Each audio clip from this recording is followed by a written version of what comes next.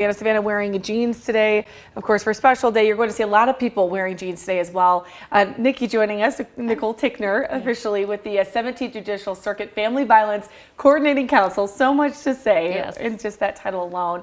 You do so much for our communities. So we appreciate you being here today. Thanks, I want to talk about why people are wearing jeans today. You are as well. Yeah. What is the real reason behind that? Yeah, so today is Denim Day. That's generally the fourth Wednesday in April, and it came out of a situation that happened in Italy, actually, where a man raped a woman, and she reported it.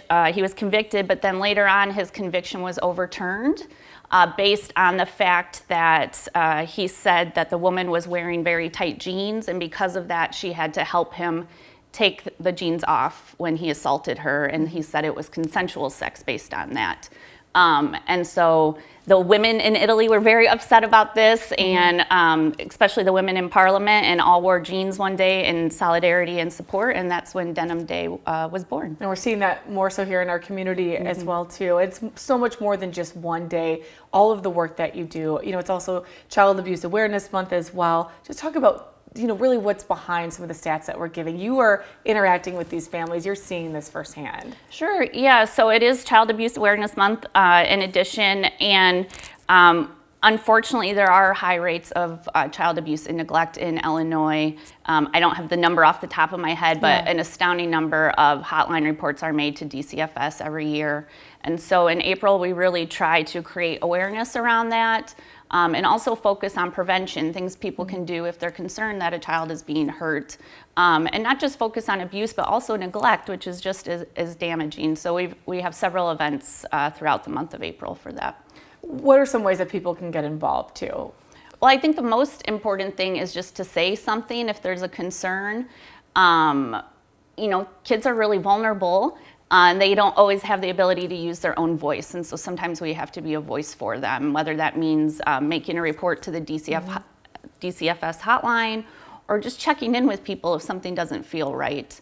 So that's the most important thing, is not to kind of silence this, right? We need to speak out about it. But then also educate yourself about what to look for, or participate in community events. That is meaningful to survivors when they see the community come out and support them that way. And you have so much work that you're doing behind the scenes. I mean, you guys are doing just a million things for our community. What do you want people to know about just some of the things that we don't see? It's a hard, I know that's a hard, but just some of the things that, that you're so inundated with all of the data, all of it that's coming in, but just, really what our community is dealing with, if you could paint a picture for us. Yeah, I would say both sexual assault and child abuse are things that generally happen behind closed doors. They're things that are scary for people to talk about. There's a lot of shame around them and a lot of fear. And so I guess I would want people to know that it's happening, even though we don't like to think about it. And it's happening in high numbers. I also want people to know, as you mentioned, there's tons of people working behind the scenes to try to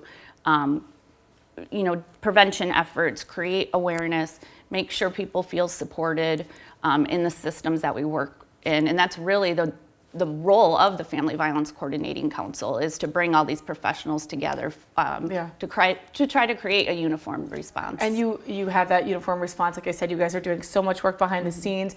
There's other events happening too. Hands Around the Courthouse, real quick, if you want to let people know just what that is so they're able to take part. So tomorrow is Hands Around the Courthouse. It's at 12 noon in front of the Criminal Justice Center at 650 West State Street. And that is just an event to bring the community together. We have some speakers.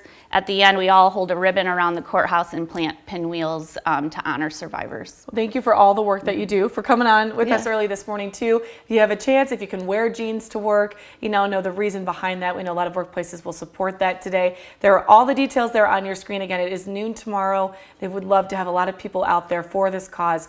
Your headlines are next.